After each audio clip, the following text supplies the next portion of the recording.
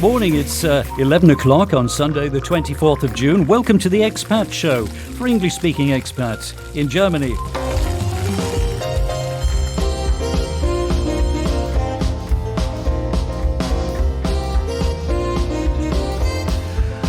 I'm Barry Redfern. This is the radio show with colour, a kind of a Sunday supplement, if you like. Live and lively, we hope. Maybe even controversial today, because in a moment we'll be talking to a senior member of the AfD who's been over in America. Why was he there? Also today, the rising number of women taking up self-defence courses. What's the reason for this increase? And how can we keep ourselves safe? We talk to a leader of Germany's major victim support group. But our show is not without its lighter moments too, so stick around and you'll see. In the studio today, Scott Hazlitt. Good morning. Oh, it would help if I opened your microphone. That would be good, yes, thank you, Barry. Good morning. And also we have John Goodyear. A very good morning, Barry. Very, very good morning. And you're going to be reviewing some of the newspapers. You've got a pile of newspapers there. I've got a pile here. There I you are. brought them in Quite a pile. all the way from the UK last week, so we'll have a good look at those later. Good, thank you very much indeed. And taking a look at life down under, that's Bavaria, that is, Andrew Bossum, who's joining us by Skype video this morning. Oh, shock horror, there he is. There he is. Hello, yes, good morning. And today I'll be taking the train, the plane and the bus, but I might not be enjoying it. His journeys Sounds familiar. always end in trouble, don't they? Okay, well, time to get a little bit serious though in the program for the moment, because you can say what you like about President Trump, but you can't deny he has a knack of courting controversy, and it seems there's no love lost between him and many European leaders either. But only the other day, the French government said it didn't recognise his way of doing things. However, a German delegation has just returned from America after a fact-finding mission there. The group was from the German opposition party, the AfD, a party also known for stirring up controversy. Why exactly was the AfD there? Sorry, using the German pronunciation. So AfD, what did they hope to learn? I asked Paul Hampel, who's the party's foreign affairs spokesman in the Bundestag, what they thought of President Trump's policies. Actually, I think it is right now not the time to judge him at all, because he has started as a political new figure in the U.S., and his policy is a bit different to that what we have seen by American presidents before. So it is a good idea that we go there and just listen to them what they think about Europe. You know, we criticize the policy of Mr. Trump since he has been elected and in power, but actually his policy has turned the U.S. into something new, and now it's up to us to understand what does he want and where does he want to go to. Okay, well, we've seen some of what he's achieved so far, and of course much of it has been in the news recently about his border policy. Have you seen or heard the recent reports where we've seen the children crying? Now, first of all, one has to say that Trump is fulfilling all that what he have promised while going into the election campaign. And, you know, this is not a new policy he's doing. He mentioned that before, and he said that clearly, number one. Number two, some people in Europe have a problem to recognize that he is filling out that job he has to do because he is the president of the United States and no other country. So he says America first. However, we are not going along with policy what we have seen now at the Mexican border. So you wouldn't do that? I think what Trump tries to do is to put a certain pressure on the situation and just to convince Mexican citizens to keep off the American border. Let's turn to Europe now. Right. How would you deal with the situation in Europe? Because Mrs. Merkel has invited in quite a lot of people. Right. Well, we had a strict understanding for that. We said that Chancellor Merkel broke the law and broke the German constitution while inviting these people without any passport, without any identity to cross the German border. Well, I know that they have changed a little bit the European laws to make that possible, but surprisingly, that works most and most influential in Germany. And so what would you do? Well, I think that we have to solve the problem on the spot. That means what we have done, we have done a big mistake, Barry. Well, while being a correspondent abroad, I've been, I would say, in about more than 100, maybe 200 refugee camps in my life. And always, at that time, there was the United Nations, there were the UN food program, there were the health program, and so on. They were asking the big countries like Germany for money, and then they supported the refugees. Surprisingly, in 2015, it started that these people kept moving. And I learned from a former colleague of mine that in 2015, we reduced the financial support for the United Nations. So when refugees in Syria or in Iraq got about $30 a month, which is not very much, we both know it, but they were able to live with that. When this money was reduced to $9 or even $7 a month, then the people were forced to move. And that was the biggest mistake we have done. So you're saying keep the problem in those countries, don't bring it to Germany? Of course, because, it won't work. We have people now from the Middle Eastern area which have a different cultural background, a different ethnic background, and a different religious background. Okay, well, your party is saying that it wants to remove at least 200,000 more a year than it allows in. I think you call it negative immigration? So true, because, when we start to discuss if the Maghreb states like Algeria, Morocco, Tunisia are safe countries, then you can put each and every country in the world under a certain spot and asking if it's safe or not safe. So they are safe countries. And in Afghanistan, there are safe areas where people can return. So where do you draw the line then? Because, people are coming in from Japan, from Canada, from America, and those are safe countries. Are you going to stop those people coming in? No, not at all.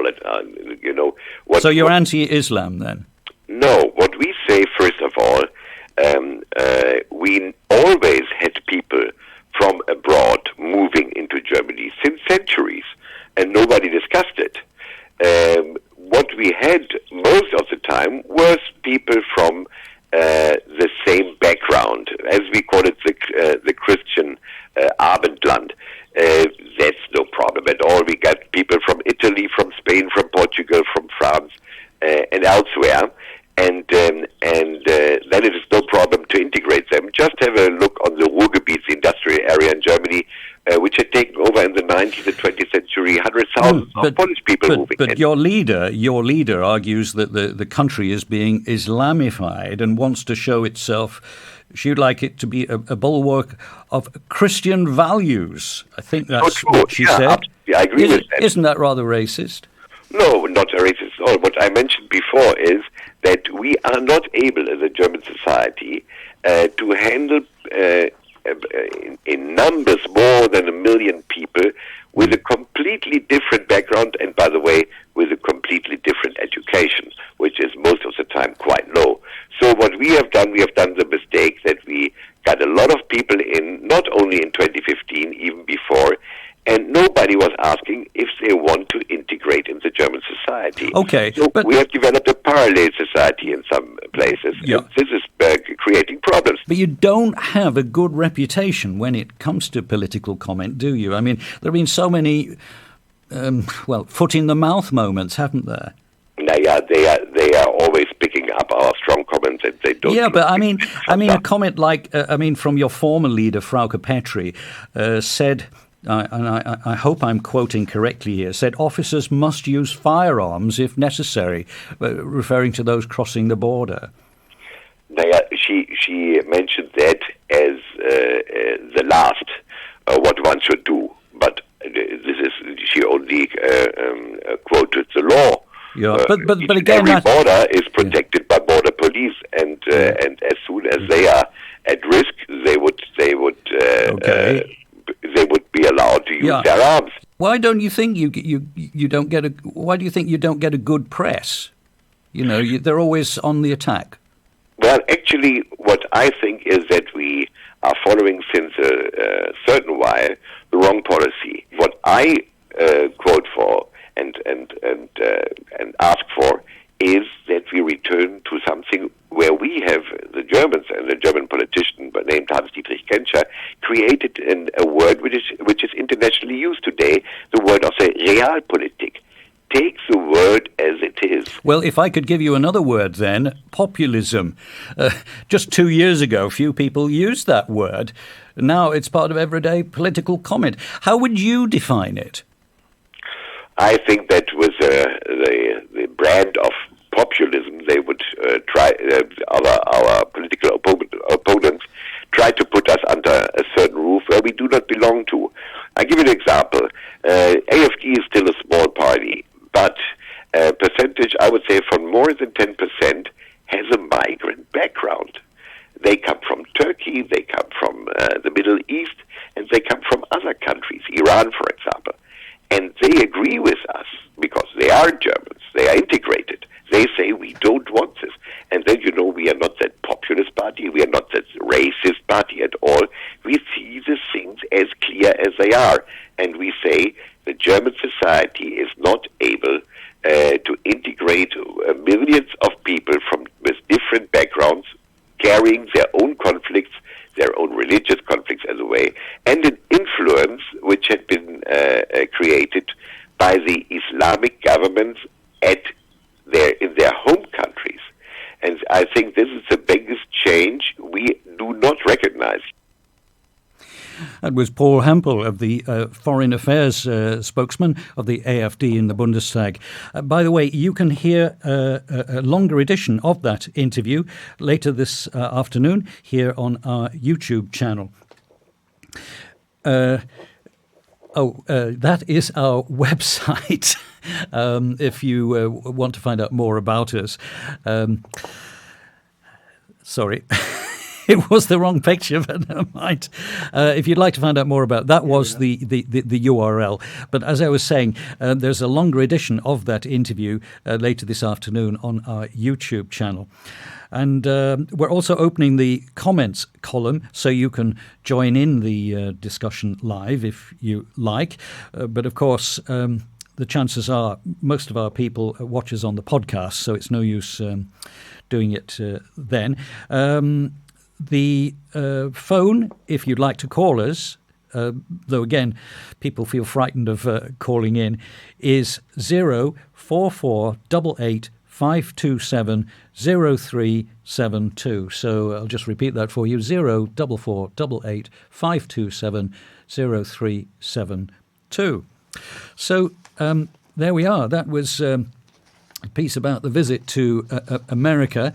And John Goodyear, you've been looking at the papers and also following the what's been happening. What do you think? Well, it's a great question, Barry. In front of me, I've got a stack of papers, including the Times, and it ties in with what your special guest there was talking about from the AfD. The headlines on the Times. This was on Tuesday of this week. So, Trump attacks Merkel over open-door immigration policy. And this is a blistering attack on Angela Merkel and her decision a few years back now to open up the borders and allow in migrants from war-torn countries, predominantly Syria and Iraq, to come into Germany. And this is causing all sorts of issues.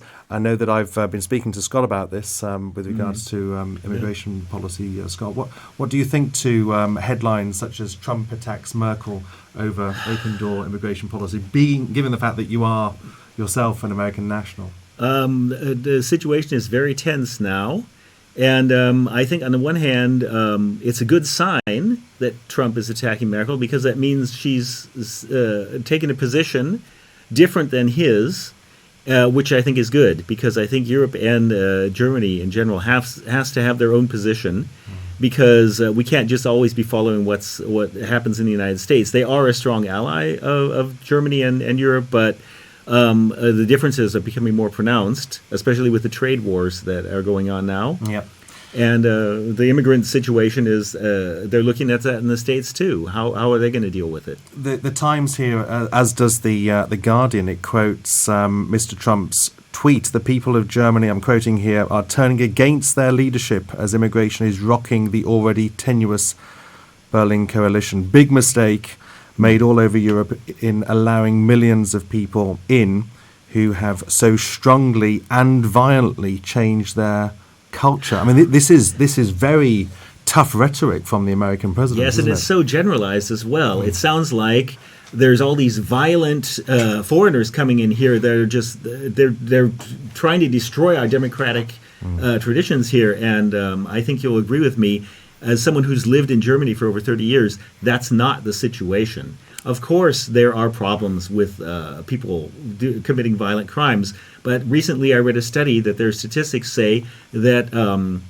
several studies in the States as well, that it's not true that foreigners commit more crimes. Well, if I could just come in there, because we'll be looking at some statistics later about that, about number of crimes committed, and whether it's true, and talking about violent crime, is it true this corresponds to an increase of people coming in and so on? So, yeah, we'll have a look at that. What we can do is we can move on to the next story. It's actually one that's specific to Britain, but living here in Germany, you too, Scott, I'm sure that you've been on the train, and I know that Andrew's talking about the trains in a moment's time. But this is a story on the front page of The Guardian on Tuesday, and it's about 3 graffiti artists who were found dead on train tracks near London, in southwest London. And of course, graffiti artists, it's a great expression of their emotions, of their values. Some would see it, others would see it as plain vandalism, destroying property that isn't theirs. What do you think about graffiti in Germany, Scott? Well, I've seen some things on TV. They've interviewed people why they do this graffiti, and I think it's a complete illusion to think you can stop it from happening. The question is, how do you deal with it, and how seriously do you punish these people if they get caught?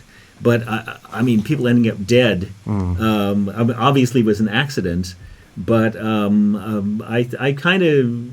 don't like it. I don't like seeing things sprayed all over. But on the other hand, I think there's this part of the population is trying to express themselves, and they have given them in Germany chances to do an artistic thing out of it. I think there's a huge difference between the way that graffiti is perceived here in Germany and perceived back in the UK. I think it's seen by the broader population more of a menace. Whereas in Germany, I think there is this notion that it is a great expression of artistic talent. Some of these people are very artistic. I mean, one of the great things is toilets. If you go to toilets in universities, be it local Fachhochschulen or Universitäten, and you compare them with the toilets that we have at the University of Birmingham, where I've flown in from today, they're very different. I mean, there's hardly any graffiti there, but the ones in Germany, they're full of graffiti, aren't they? I think there's even been books published with the most interesting and amusing graffiti comments in toilets. We shall move on to the next story, Barry, if that's okay with you. Yes, indeed. And do tell me, when you finish, I've got a story for you as well. Okay. And we've got the Sun newspaper here, and you can see this was Tuesday. We're obviously broadcasting, we're here live on Sunday, and England here win 2-1. Very, very last moment. Kane here scored the clinching goal versus Tunisia, and that sort of sets the scene for a very good England victory. Yesterday we had the game with Germany and Sweden. In overtime. Did you watch it, Scott? Yes, I did. How was it? I saw the goal. It was a little tense because it was 1-1, and we knew Germany to continue, they had to win. And my girlfriend was saying, I don't think so. I don't think they're going to make it. And just at the very last minute, the last seconds, you could say, they scored the goal, and so everybody was relieved. And I must say, I'm not a big soccer fan or football fan, but I do support Germany. So, in saying that, Scott, interestingly, the Daily Express also have a picture, and they actually have the words "The Great Escape," which is obviously a play on that great film, one of my best films, Yes. in terms of actually escaping complete oblivion. Yeah. So this yesterday, with regards to Germany versus Sweden, was, so it was kind The of Great Escape. they made it, you know. You could say that. I wasn't watching it yesterday, but I was travelling by train. I was in Nienburg and Weser. And it was remarkable because it was the same time as the match was being played. And the train platforms were so deserted at a time when you know that people are travelling around trains, they're going out partying, whatever else. So this has really captured the imagination of local people here. Yeah. And when I got back to Oldenburg last night, it was as if Germany had won the World Cup. Right. They are so relieved that they did make it. Yeah, At so- least now they have to win one more match to be in the, what is it, the next level. Yeah, next stage, yeah. So, Barry, we've had here the stories of sport, the World Cup. We've also had immigration, that was the first one. And in between, we spoke about graffiti. We've covered the lot. Well, do you speak Latin, John? No, 'Cause I didn't go to a public school. That's usually the prerequisite for doing Latin, I think. Well, I didn't learn Latin either. But here's a story for you. I discovered this today. It concerns France, actually. Okay. Did you know that there is an EU regulation number 1379/2013? It's about fish. No, I didn't know about this. Yeah, well, you. I'm going to be informed now. Oh, Barry. you are. You're going to be informed. I spotted this, and apparently this rather unknown piece of legislation affects fish sellers, fishmongers, and in France. This has come to a head where inspectors have been enforcing these EU rules, which mean that the sellers have to display the Latin names of the fish. Really? Did you know you're supposed to show the Latin names of the fish you're selling? So I'll get a better understanding of what I'm buying. In other words, absolutely. even though I don't So understand Latin. You'll get your Latin fish Okay. book. I don't know if it's going to come to Germany, if they're going to enforce this in Germany. Maybe Frau Merkel will. Well, it's kind of like, so you can't confuse it with other fish. Yeah. You can't say it's this when it's this other. Yeah, Unless you put the wrong Well, Latin. they've been fined between 400 and 1,000. So they've got some expert who goes around who knows Latin and said that's not the right. That's it. You've got it spelled. It's like Monty Python where he says conjugate the verb and he's got the knife at his throat. And it's between 400 and 1,500 euros. That's a lot of money. For not having For the wrong Latin name, the name, boy. because they put they didn't put the word. Well, forgive me, I don't speak Latin, but I'm sure I'm mispronouncing it. They didn't put the words sparus aurata on instead of bream. Oh my. You're making this up, aren't you, Barry? No, I'm not. It's here, and it was in the news. And Can you imagine how astonished the fishmonger was that had to pay that fine? Or they didn't write Mulus barbatus next to the red mullet. Mulus barbatus. Well, I'm learning stuff here I today, want Barry. a pound of Mulus Mulus barbatus, barbatus, please. Yeah. I'm sorry if to Latin speakers for the pronunciation, but I don't intend to learn. Is there a Latin. special office, Barry, that controls all of this? Have you found that out in your... Yes, the Monty Python Ministry of Silly Walks or something.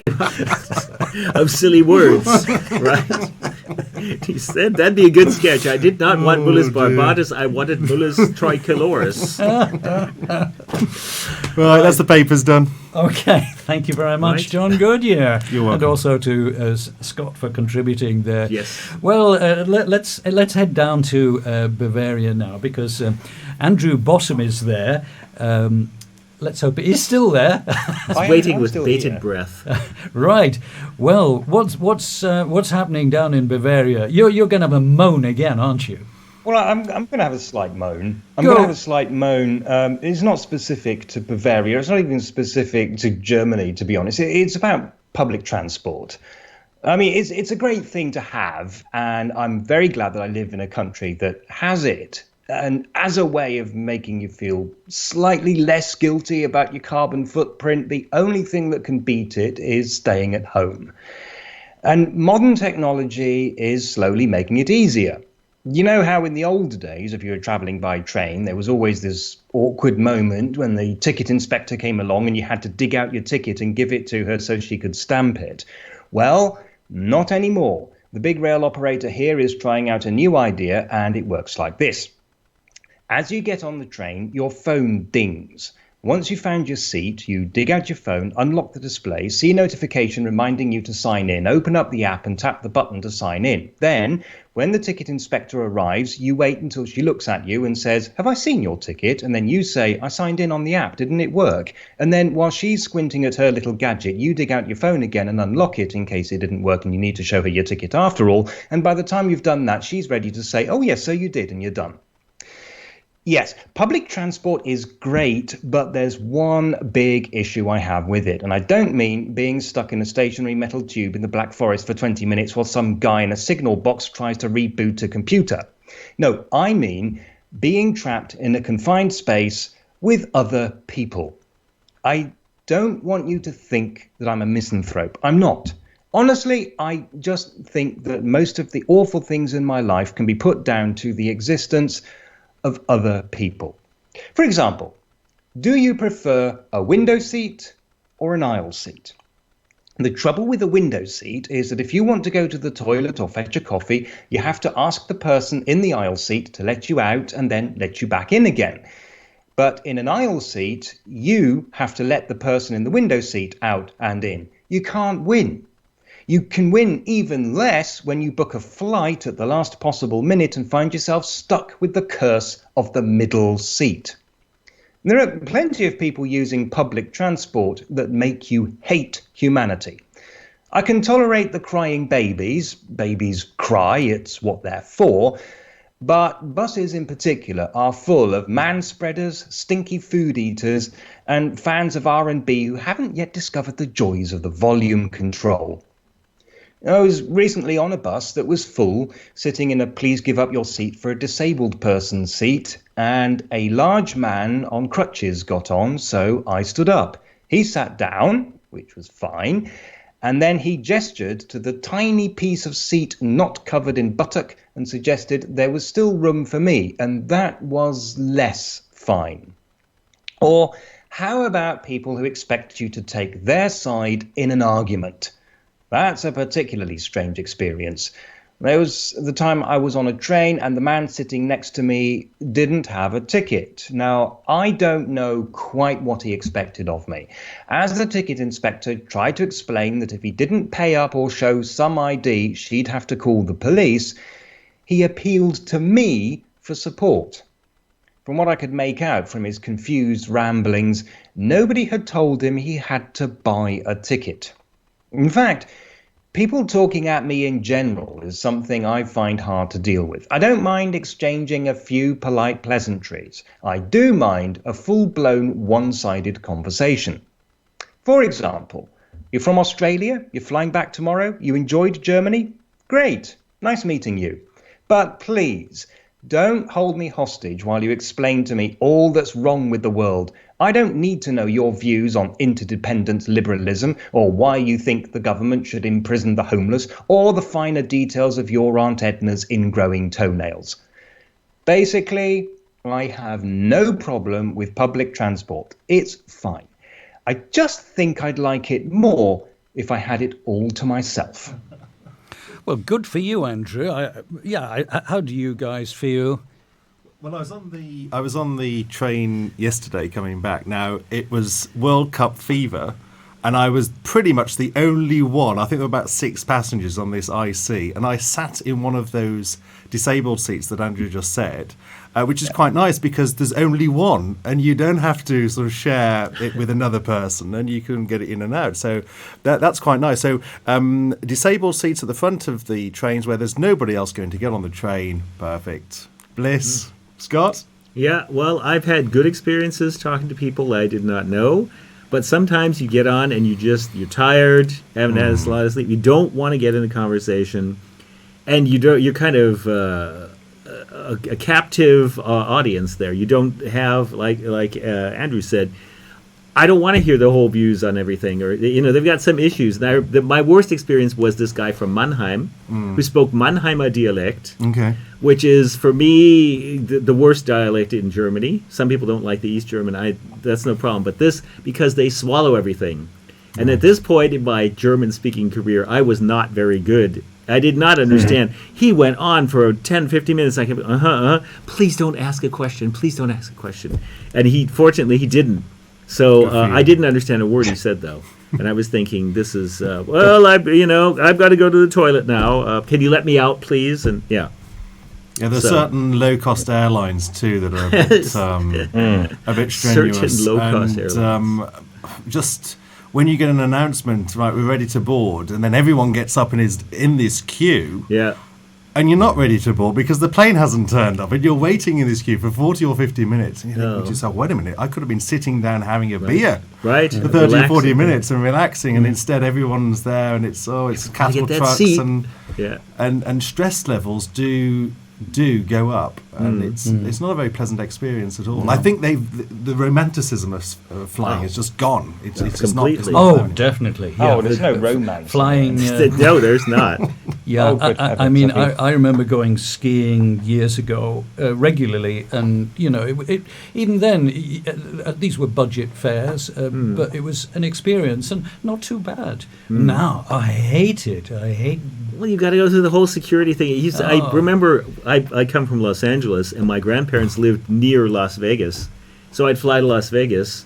It was a relatively inexpensive flight, and you just go there. You could get there a half hour before, get on the plane, fly over there, and that was it. And now you got to get there an hour and a half beforehand. They do the whole security thing. Oh no, I forgot to dump out my water. It's more than 100 milliliters, and it's just a nightmare. It's ridiculous. I mean, you have to take. You know why you have to take your shoes off? Is because somebody once boarded a train and they had some explosives in their shoes. Right. So now we have to take our shoes off every time we get, and most belt. Times.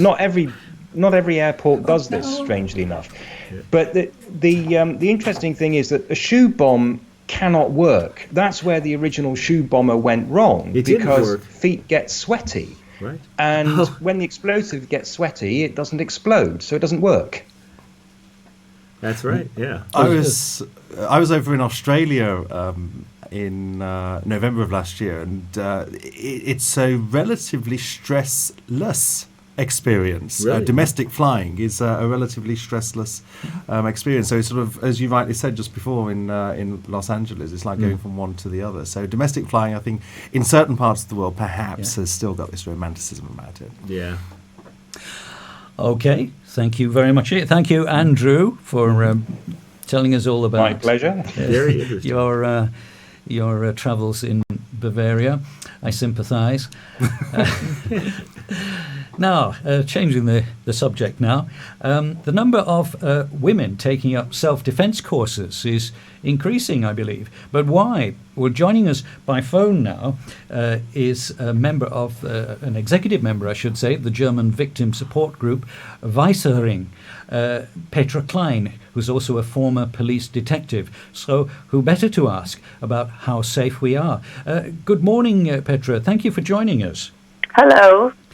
Hello. And so the figures are up of women taking self-defense courses. Yes, there is an increase, but it's good because it's not because there are more crimes committed, but women would like to feel more safe, and therefore it's the point to join those courses. So why do you think women feel unsafe? Why are more of them feeling unsafe? Well, it's the problem of the media, for instance, because if you take the newspaper every day, you can read about crimes are committed on women or other crimes every day and everywhere. So it's more and more that women say, I don't feel very safe. So it's just a perception and not reality, are you saying? Yes, there are crimes committed, but not more than a few years ago. Yeah. There are varying viewpoints on that, though, aren't there? I mean, great parts of the media say that this has nothing to do with the huge increase in the population, the number of refugees and immigrants who've come in recently, and another part that disagrees with that. I mean, which one do you think is right? Well, I don't know. I can tell you about my own opinion. But as the organization Weiße Ring, it's not a problem for us if the nationality is from wherever. So we help everyone, no matter from where he comes. Okay. So how do you help people? Well, at first we stand side by side with those people who come to us or phone us, and we lead them to other organizations or arranging assistance from other organizations, or accompanying the victim to court, or support and personal counseling for victims. And we can also help in a material matter. And we talked about a growing number of women taking up courses, but presumably you're also helping men as well. Of course. Men and women and children as well. Mm-hmm. And you have these courses for self-defense. What other courses do you have? We don't have these courses. We refer to those courses. Right. And what kind of courses are available then to victims? Well, we don't offer any courses. No, actually. but the ones you refer to, are there a lot of courses available that people can resort to if they've been victims? I mean, are a lot of people out there able to help? Yes, we have a special manager for women, just for courses only for women. And we have also courses in sport organizations for children, for instance. What is missing is our courses for men. Right.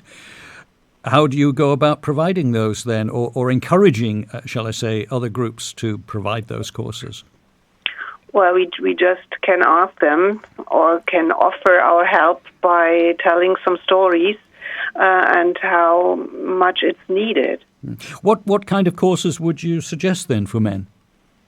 The same courses. Self-defense courses, yes. Now, your organization in Germany, the Weiße Ring, is part of an even bigger organization, an umbrella organization for the whole of Europe. Is that right? That's right. That's Victim Support Europe. Yes. Does this extend to Britain? Yes, of course. And the violent crimes, that covers a whole range of things from, and we hear in Britain about knife attacks. We've had acid attacks in Britain, particularly in London. Which ones do you think we should fear most?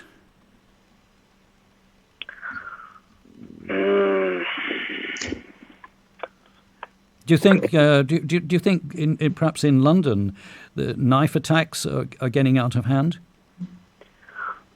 I don't know. Actually, I don't know about the statistics, but I think there are always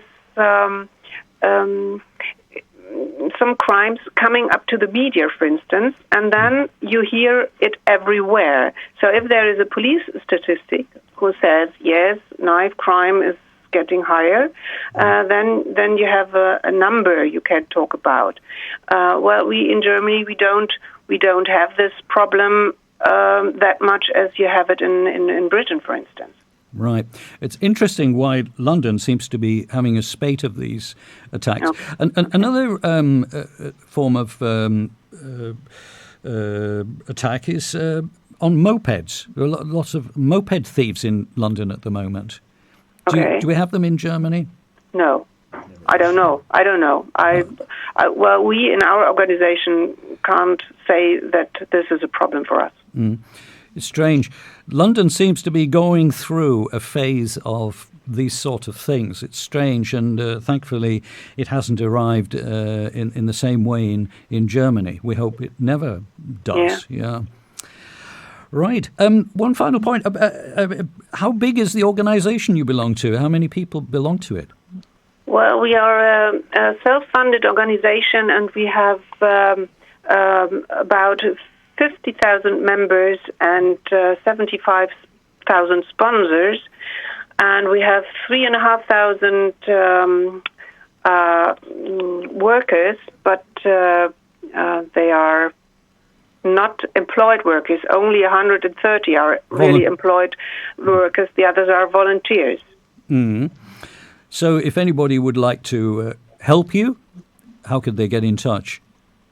Well, you can phone the number of the White Ring, the help number, which is 116006, or every branch office you can find on the internet, or phone it when you find it in the media or whatever, and then you get in contact, or you get online and give us an email, so we get in contact, and then we will have a meeting together, and we will have a look if this is the right person who comes to us and to be a volunteer and work as a volunteer. Excellent. Well, I've got just one final question for you, Petra. I hope you don't mind me asking this, and I hope my research is correct. You're interested in music, aren't you? You're a bit of a musician, is that right? Yes, that's right. Oh, what kind of music? I used to play in a folk band for more than 45 years. Yeah. But I finished 2 years ago. Oh, right. But the folk music... It was folk music, yes. Well, Irish and Scottish folk music. Irish and Scottish. What attracts you to the Irish and Scottish folk music scene? What do you like about it? Well, the tradition, actually. Yeah. Because the people feel this music, and it's everywhere. If you go into the country, you can hear it in the families or in a pub or whatever. And, it was quite a long time ago, and it was very famous at that time. And, I stopped it. So presumably you've been over to Ireland many times? Yes, to Ireland and Scotland and Britain as well. To sample the folk music there? Yes. That was quite funny to bring, as we say in Germany, we bring the music into the country, which is their own music into the country, which is funny, but we were very welcome. So you have German musicians bringing Irish folk music into Ireland? Into Ireland or into Scotland, and that was quite funny. But as I just said, we were very welcome, and we had quite a lot of people listening our music in their country. Yeah, but you say you've stopped playing now, yeah? Yes. What did you play? Well, I played the guitar and the bodhrán and the whistle, and the mandolin, and I was the singer as well. I tell you what, we have to get you in our studio, and you come and play some folk music here. Yes, I can send you a CD. No, we want you in person. Great. Petra, thank you very much for talking to us. It's fantastic you've joined us today. Thank you to listen to me. Thank you. Cheers. Bye. Okay. Bye. That was Petra Klein there of the Weißer Ring. And do get in touch with their group if you're interested in joining them, helping them and so on. So let's turn to... some more light-hearted comment from our studio guests here, who are John Goodyear and Scott Hazlitt. And also down in Bavaria, if Andrew is still there. Hello, Andrew. Well, I should be still there if you've got me, faded up. Well, the wonders of technology. Ah, fantastic. We don't have an army of technicians here, so things are not perfect. So sometimes things do go wrong. I was going to say though, the story about the fish. and the Latin names. I read that story as well. So I can say, you are definitely not making it up. It actually happened, but it's a law that's almost never enforced. And apparently, when Emmanuel Macron was told about it, he laughed out loud and promised that the fishmongers wouldn't have to pay the fines. Okay. The interesting thing is that he can actually jump in and say, oh no, EU law doesn't affect you because I'm going to make sure you don't have to pay the fines. Right. So how is it other countries have to abide by EU rules, laws, and here he comes along and says, oh no, it's okay, you don't have to worry. Well, I think this, different countries have different ways of doing it. I think there was a thing in, if you remember, Yes, Prime Minister, where they said the thing about EU laws and EU regulations is that the Germans love them, the French ignore them, the Italians are too chaotic to enforce them, and it's only the British that actually resent them. Yeah, I remember that series very well, Andrew, very, very well indeed. And I suppose that's the big issue with Europe, or the European Union more specifically, is you have so many different cultures with so many different methods and means of doing business and governing their people, that to bring these 27 together and to adopt a uniform policy, which would make sense, but actually the whole implementation process, that something that will work for the Germans might not necessarily work for the French, or something that works for the Italians might not necessarily work for the British. And I think that might have been in the back of people's minds when the Brexit vote, but it was, as we've been talking earlier on, it was mainly about immigration. Well, it was about lots of things, but apparently one of the there's a rumour that in Britain, when civil servants were trying to stop ministers from doing something obviously stupid and idiotic, their last resort, if they couldn't talk sense to them, would be to say, oh, but minister, you can't do this, it's against EU law. And that's, one of the reasons that there's so much resentment about Eurocrats in Britain, is because for a long time the British civil service have been just using it as a way to stop ministers doing what they want. Precisely. I mean, in the 70s it would have been, the unions wouldn't wear it, but with the demise of the unions, I suppose the EU was that sort of great weapon for the civil servants to say, Europe wouldn't wear it, so to speak. Right. So now that's gone, the question is, what will civil servants resort to next? Yeah. Do you think, John, do you think there's been too much interference by Brussels, by the EU in our daily lives? I think the media has probably portrayed it as such. But you've got the reality of things like light bulbs, vacuum cleaners, bananas, those sorts of things. So, in that respect, I suppose they have. In other respects, they've done good work. So I'm pretty balanced in that respect. I'm probably not the best person to be talking to about it. But I would say that Europe brings sort of, for me personally, great benefits and advantages. But I don't sort of worry about my light bulbs and vacuum cleaners as much as others but then, do. You mentioned actually bananas, and specifically the one about bananas is quite a misleading one. So there's this myth that the EU has ordered that bananas must have a certain curvature to them, and that's actually not the case. It was a way of classifying bananas. So you can still have straight bananas if you want them. They're just in a certain category of it's a quality rating thing. Scott, what about you as an American? Well, actually, you're not American now, are you? No, he's not. Sorry, yes, as a former American. That's right. You've been converted. Well, sometimes I'm really surprised, positively surprised about some kind of EU regulations. For example, the air quality. That's an issue here in Oldenburg because we have exceeded the maximum limits in some areas, and they, as have several German cities. The maximum limits of pollution, not the maximum limits of quality, I assume. No. Thank you for your correction there. That's right, yeah.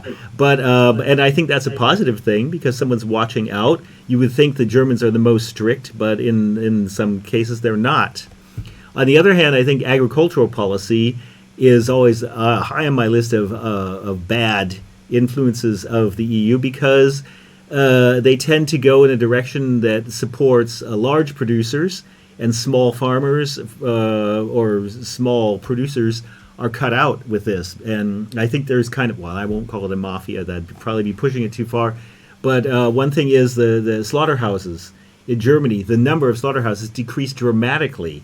So you've only got these big ones, and the quality of the meat is not really decisive anymore. It's the weight that decides what the price is. So if you want quality products in the agricultural area, a lot of these EU rules have aggravated that and made it more difficult. I think with the budget, I don't know how it's broken down exactly to the exact percentages, but I know that the agricultural budget for many years at least, or almost half, so about 48 to 52% was spent on agriculture. Yeah. And coming back to the French and Barry's story about the fish, a lot of it was pressure from the French government for French farmers, and that in its own right is very controversial because it's kind of protectionism within Europe. But then if you've got produce that's outside of Europe, you're creating a protectionist sort of market. It's very difficult for that produce, whether it be bananas from anywhere other than the EU,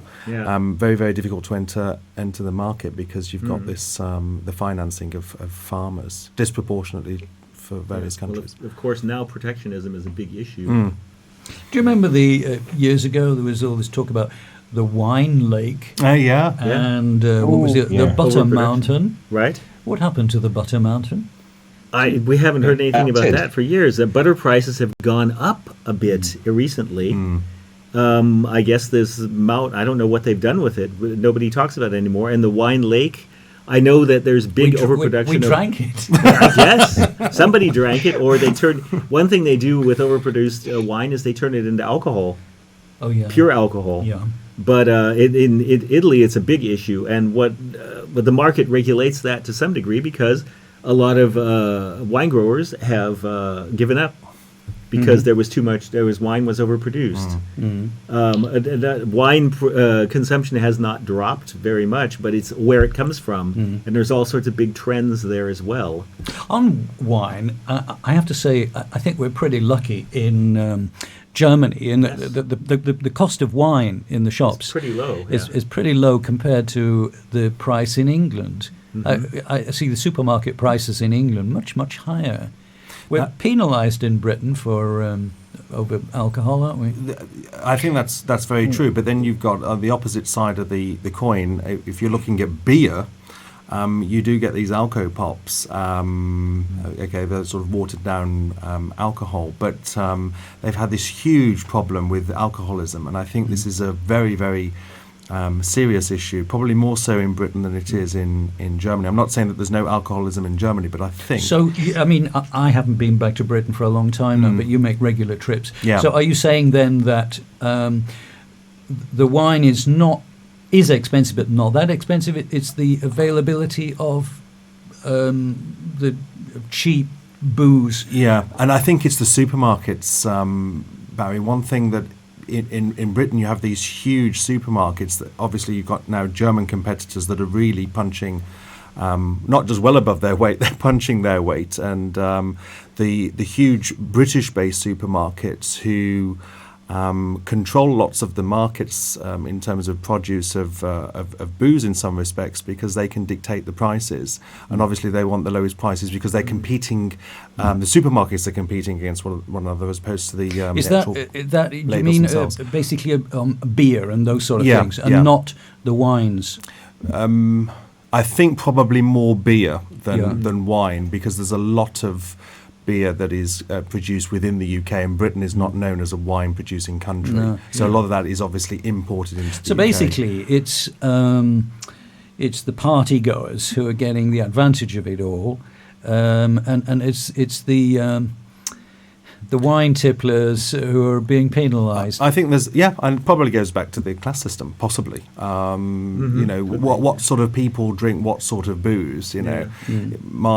I come from a working class background. Beer is very much the drink, and we didn't drink much wine back in the day, but wine is now consumed, I wouldn't just say by middle class people, but I think there's drinks associated with class, let's put it that way. In England. In England, Not here, not true. in Germany. Yeah. Sorry, Andrew. I was going to say, that's completely true. The pub, the British pub, actually began. The ale house was actually an attempt to cut down on the amount of alcohol abuse of gin, because the working classes were drinking far too much gin. And rates of alcoholism and violence. I mean, this is going back to something like the 18th century or even earlier than that.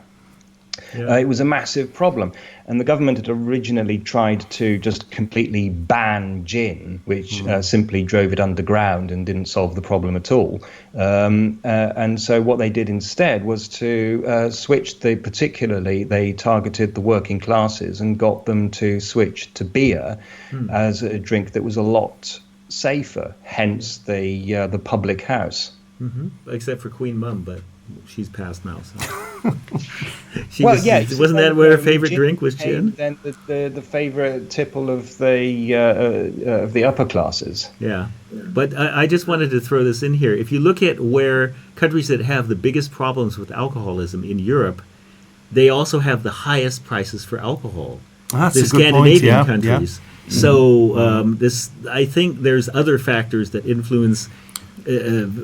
Alcohol is much more expensive. It's 4 times as much for wine or spirits in those countries, and the alcoholism rate is very high there. And not only that, in Sweden, where I was a few weeks ago, you still have to go in and show your passport because that's all government regulated booze. So they have these off licenses, as we used to call them, but they are licensed and by the government. But I'm not saying that the rate of alcoholism would drop if they would deregulate it, but it's interesting there's some kind of correlation there. Well, they make it more difficult because it's much more expensive, don't they? Yeah. I mean, if you look at Finland, if anyone going to northern parts of Finland, that's what I was thinking they are seriously it's amazing in trouble. How much I imagine wine costs. I imagine in Sweden there must be a good few illicit stills. Probably, yeah. I think that's probably it, isn't it? You make alcohol very expensive, and people will start making their own. Yeah, prohibition. Right? Yeah. Well, there's exactly. Still places like in the States where that happens. There's still illegal distilleries there. Yeah. Where in the southeast. Yeah. There are still dry counties there, where Really? they don't sell any alcohol there. Oh, I didn't know that. Yeah, there's still. I don't know exactly how. It's a relatively small amount, but is that is that in the Bible? What they call the Bible Belt, or that would be that area? Yeah. Pretty much. I can't tell you specifically, but they go. Then they have to go to the next county to get alcohol, and if they get caught in their own county with alcohol, then I think the fees are the penalties are much higher there. Then. Yeah. Yeah. Oh. I'm glad I live here. Yeah, well. I enjoy the odd glass. Right. Yeah, after the show, Barry? Or 2. Or 5. After 12, it's okay. Yeah. Sorry, I apologise to parents if you're listening. Don't drink alcohol, kiddies. Don't do this at bad home. for you. Yeah, very bad, very bad. Terrible. Don't call in. Okay. Right. So you're... very quickly, a quick round the table. So, what's your favourite drink? Oh, gin and tonic. It's gin and tonic. Gin and tonic. I'm a big gin and tonic fan. I like wine the best. Yeah. Yeah. Mm-hmm. And Andrew? I'm going to say whiskey. Oh, whiskey's good too. Yeah. You're right. Yeah. Yeah, whiskey's good top single of my malt list. Scotch. Yeah. Very nice. A good single malt. Yeah. Yeah. Yes. Right. Well, I'm not telling you what my tipple is. I mean, I like it all. Oh, no, I like it all. That's easy. Actually, someone the other it was my birthday recently, and a group of people brought me a bottle of Pimm's and something to dilute it with the lemonade. And they said, "Oh, we brought you this because we thought all posh people drink this." Well, that's a nice compliment. Although misguided, but yeah. Well, that's just about brings us to the end of today's show. In our team today was Scott Hazlitt, John Goodyear, and Andrew Bossum. Goodbye. Behind the scenes, researching and operating was Bastian Spiller. I'm Barry Redfern. Until next time, it's goodbye.